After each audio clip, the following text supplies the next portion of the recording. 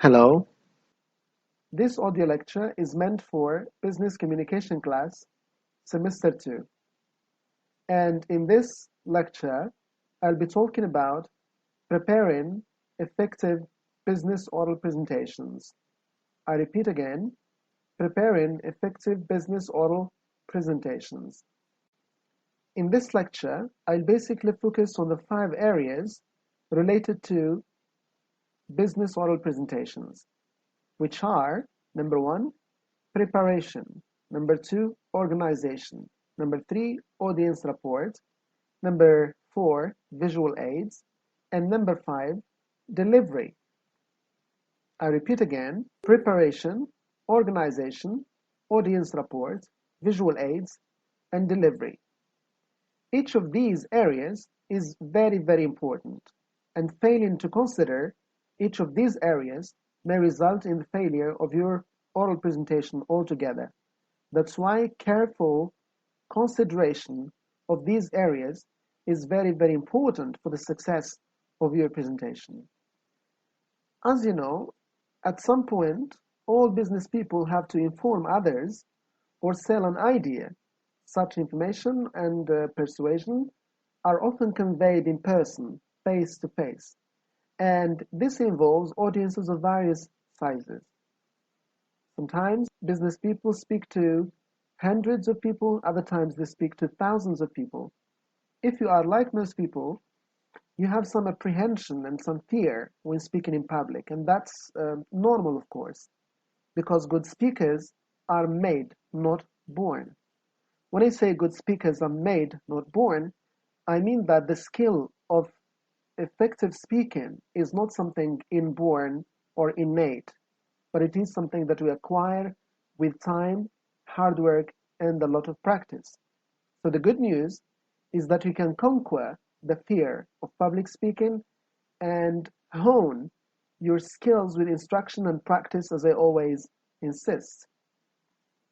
Many future business people fail to take advantage of opportunities provided by their universities to develop speaking skills. As a university student, you have ample opportunities to practice your communication and public speaking skills, which of course will help you a lot in your professional career in the future.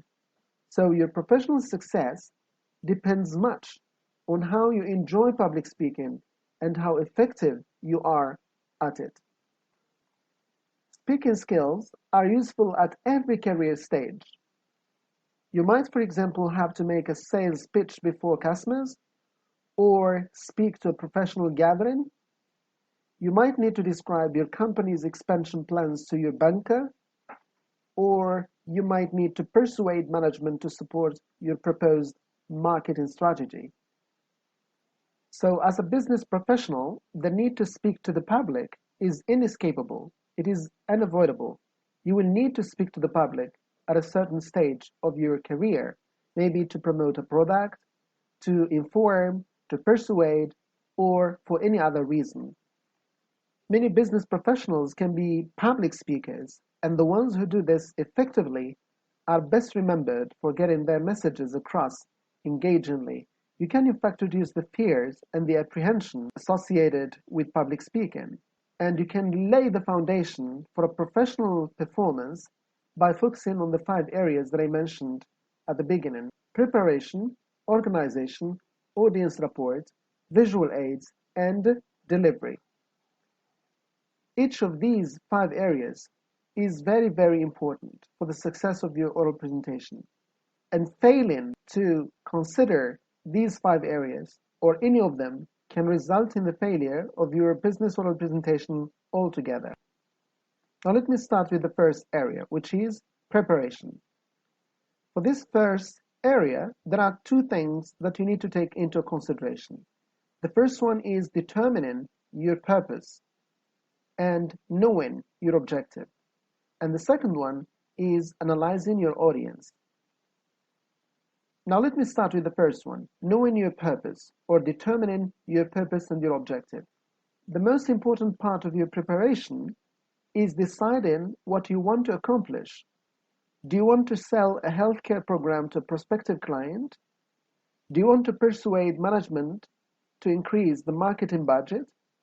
Do you want to inform customer service representatives of 3 important ways to prevent miscommunication, for example? Whether your goal is to persuade or to inform, you must have a clear idea of where you are going. At the end of your presentation, what do you want your listeners to remember or do? The second point, analyzing and knowing your audience. This is like a central key element in the preparation stage or in the preparation area. Analyzing your audience and anticipating its reactions and making appropriate adaptations accordingly is a very important thing that you need to do right from the beginning. Audiences might fall into 4 categories, namely friendly audience, neutral audience, uninterested audience, and hostile audience. Friendly audience, they like you and they like your topic. Neutral audience, they are calm, rational. Their minds are made up, but they think they are objective. Uninterested audience, they have short attention spans. They may be there against their will. They may be forced to attend. And the last category, hostile audience, they want to take charge or to ridicule the speaker. They may be defensive and emotional. So as a business professional who is preparing to give an oral presentation, it is very important for you to analyze your audience and to identify which category of audience you are going to address. By anticipating an audience, you have a better idea of how to organize your presentation. A friendly audience, for example, will respond to humor and personal experiences. A neutral audience requires an even controlled delivery style. The talk would probably be filled with facts, statistics, and experts' opinions.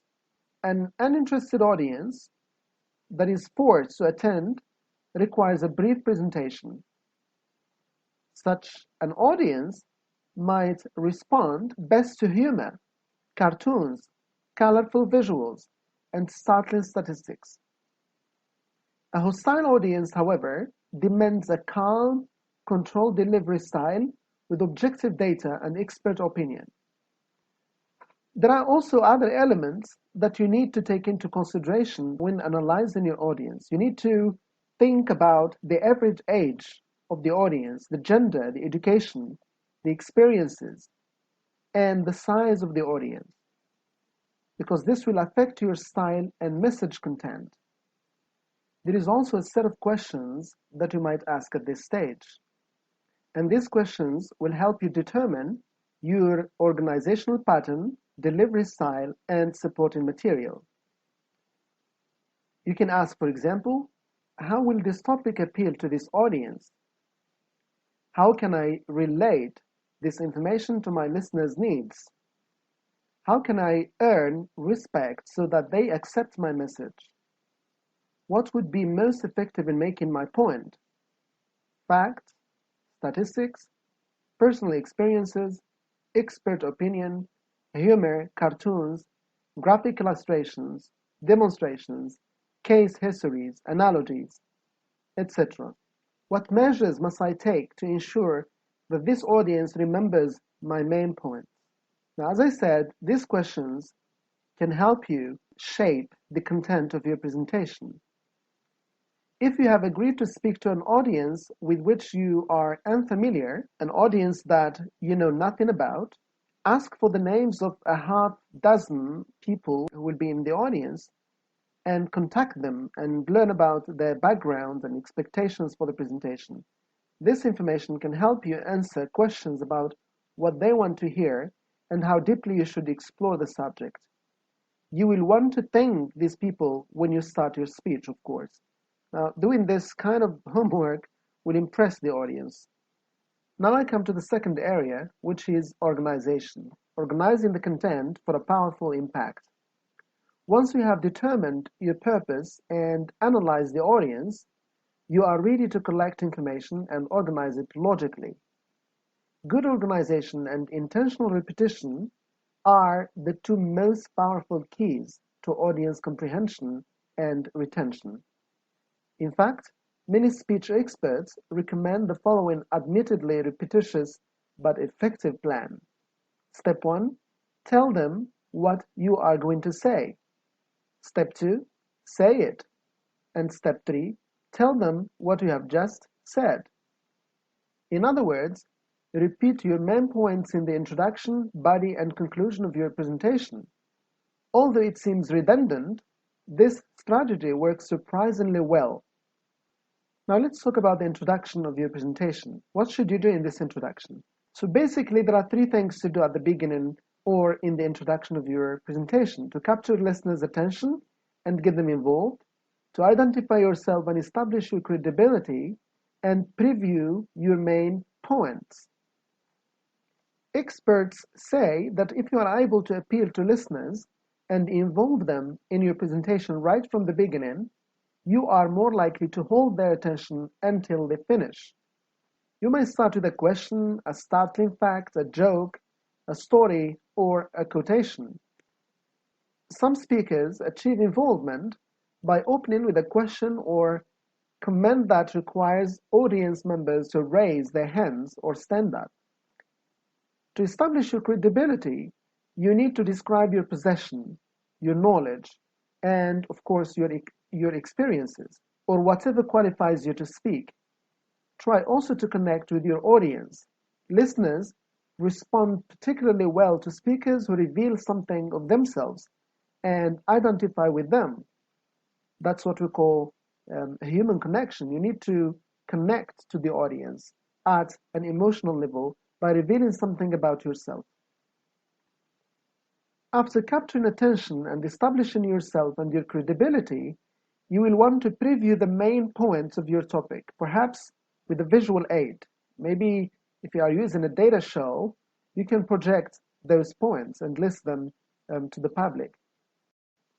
Now that's for the introduction. Now what about the body of your presentation?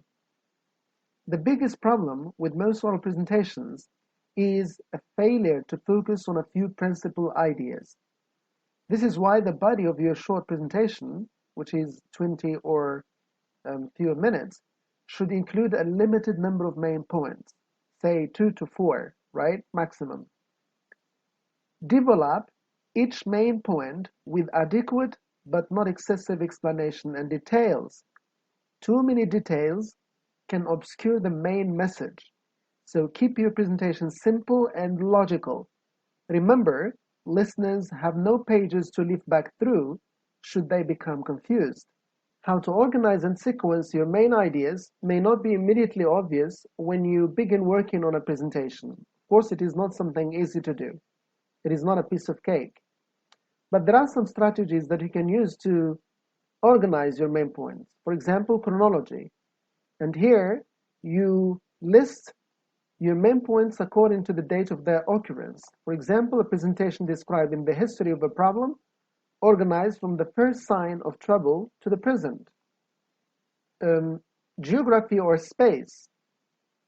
And here you list the information according to the geography. For example, you have sales decline and you are presenting a report about this sales decline. You can organize your information according to the regions. For example, sales decline in the north, sales decline in the east, sales decline in the south, etc. Importance. You can organize your main points according to their importance, and you start, for example, from the most important and you finish with the list important. Simple, complex. You may organize your information according to the degree of their simplicity or complexity. And for example, if you have an issue, you can start with the most complex points in that issue, and then you move to the least complex, or vice versa. All right. Now, what about the conclusion? The conclusion is as important as the introduction and the body. And basically, in the conclusion, we should summarize the themes and the main points of the presentation. Nervous speakers often rush to wrap up their presentations because they can't wait to flee the stage. However, listeners will remember the conclusion more than any other part of a speech. That's why you should spend some time to make your conclusion most effective. Strive to achieve these 3 goals, okay? Number 1, summarize the main themes of the presentation.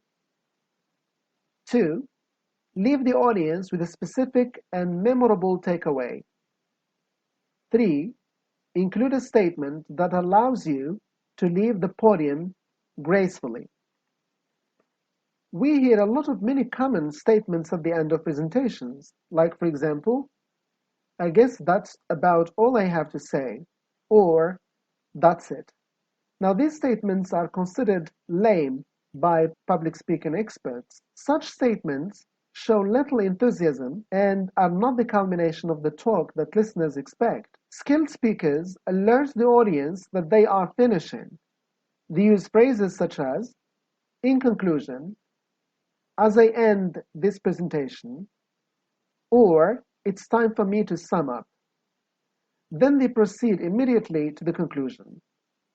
Audiences become justly irritated with a speaker who announces the conclusion but then digresses with one more story or talks on for 10 more minutes.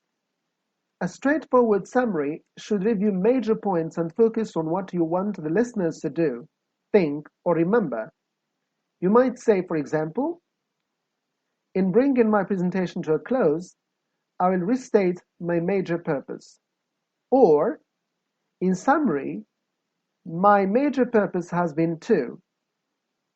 In support of my purpose, I have presented 3 major points. They are 1, 2, and 3, and you list them." In general, a conclusion is very important and it should be memorable. Think of it as the high point of your presentation. Good. Now we come to the third area, which is building audience rapport. Good speakers are very keen on building audience rapport. They form a bond with their audience. They entertain as well as inform. How do they do it? How do they succeed in doing so? Based on observations of successful and unsuccessful speakers, we learned that the good ones use a number of verbal and nonverbal techniques to connect with the audience. Their helpful techniques include providing effective imagery, supplying verbal signposts, and using body language strategically. Public speaking experts say that you will lose your audience quickly if you fill your talk with abstractions, generalities, and dry facts. To make your presentations lively and to enhance comprehension, try using some of the following techniques, but use them with moderation. Don't exaggerate them. You can, for example, use analogies. And an analogy, as you know, is a figure of speech in which you compare similar traits between dissimilar things. And this can be effective in explaining and drawing connections. You can also use metaphors. Metaphor is also a figure of speech in which you compare between dissimilar things without using the words like or as. For example, instead of saying Muhammad is like a lion, you say Muhammad is a lion without using like or as. This is a metaphor. You can also use similes. Any comparison that includes the words like or as is called a simile. For example, this garden is like a paradise. So here I use the word like, and this is a simile. One very good technique to use is a personal anecdote. Nothing connects you faster or better with your audience than a good personal story. So when you tell a personal story or anecdote, you establish that human connection with the audience. One more technique for building audience rapport is by providing verbal signposts. Speakers must remember that listeners, unlike readers of a report, cannot control the rate of presentation or flip back through pages to review main points. As a result, listeners get lost easily. Knowledgeable speakers help the audience recognize the organization and main points in an oral message with verbal signposts. They keep listeners on track by including helpful previews, summaries, and transitions. You can use previewing, for example. And previewing is when you say, for example, the next segment of my talk presents 3 reasons for, or let's now consider the causes of. You can use summarizing when you say, for example, let me review with you the major problems I have just discussed. Or you see then that the most significant factors are. Now here you help the audience to follow with you and you keep them on track. This is called providing verbal signposts. The last technique that you can use to build audience rapport is using nonverbal messages. Although what you say is most important, the nonverbal messages you send can also have a potent effect on how well your audience receives your message.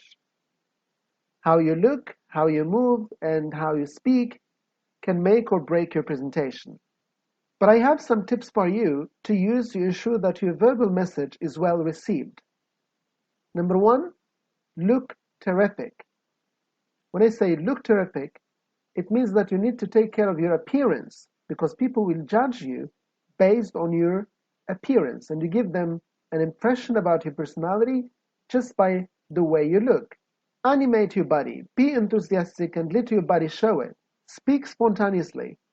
And when I say speak spontaneously, I mean don't read from your notes or manuscripts. Maybe you can use your slides to help you, but don't glue your eyes to the slides, okay? You have to make eye contacts with the audience and speak in a spontaneous way. Punctuate your words. You can keep your audience interested by varying your tone, your volume, and the pitch and the pace of your speech. Get out from behind the podium. It means that you need to avoid being glued to the podium because a lot of people do it. They just hide behind the podium and spend the whole presentation talking from behind the podium, and that's a bad thing. Movements make you look natural and comfortable. You might pick a few places in the room to walk to. Even if you must stay close to your visual aids, make a point of leaving them occasionally so that the audience can see your whole body, okay? Vary your facial expressions. Begin with a smile, but change your expressions to correspond with the thought you are voicing. Now we come to the 4th point, which is planning your visual aids. Before you can make a business presentation, consider this wise proverb. Tell me I forget. Show me I remember. Involve me I understand. I repeat again. Tell me I forget. Show me I remember. Involve me I understand. Your goals as a speaker are to make listeners understand, remember, and act on your ideas. To get them interested and involved, try to include effective visual aids. Some experts say that we acquire 85% of our knowledge visually, that is, through seeing. Therefore, an oral presentation that incorporates visual aids is far more likely to be understood and retained than one lacking visual enhancement. Good visual aids have many purposes. They emphasize and clarify main points, thus improving comprehension and retention. They increase audience interest, and they make the presenter appear more professional, better prepared, and more persuasive, of course. For today's speakers, there are many types of visual aids available for your use, like, for example, multimedia slides, overhead transparencies, handouts, speaker's notes, etc., etc. So you can make use of all of these visual aids to facilitate comprehension and retention. All right. Now, the last area in your presentation is delivery. Once you have organized your presentation and prepared visuals, you are ready to practice delivering it. You will feel more confident and appear more professional if you know more about various delivery methods and techniques to use before, during, and after your presentation. Inexperienced speakers often feel that they must memorize an entire presentation to be effective, but this is not right. Memorization is not recommended in oral presentations. So if memorizing your business presentation won't work, is reading from a manuscript the best option for you? Definitely not. Reading to an audience is boring and ineffective because reading suggests that you don't know your topic very well. The audience loses confidence in your expertise. So neither memorizing nor reading creates very convincing business presentations. The best plan, by far, is to present extemporaneously and spontaneously, especially when you are displaying an electronic slideshow, such as a PowerPoint. Extemporaneous delivery means speaking freely, generally without notes, after preparation and rehearsing. Now, generally speaking, speaking in front of a group of people will become less daunting if you allow for adequate preparation, sufficient practice, and rehearsals.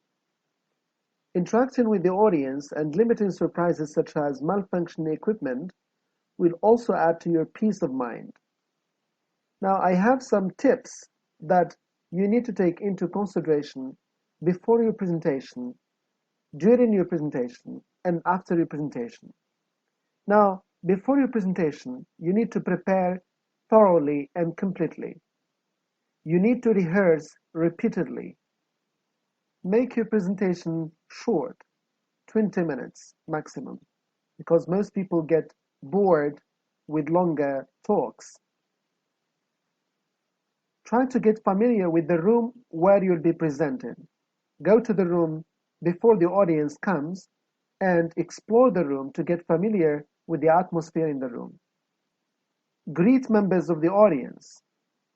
Practice stress reduction by breathing, by moving, and by several other techniques so that you can lower the tension and the fear, or what we call the stage fright.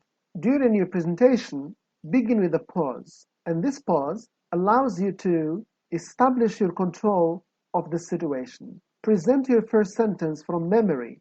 Maintain your eye contact. It's very important. Control your voice and vocabulary. Put the brakes on. What does it mean to put the brakes on?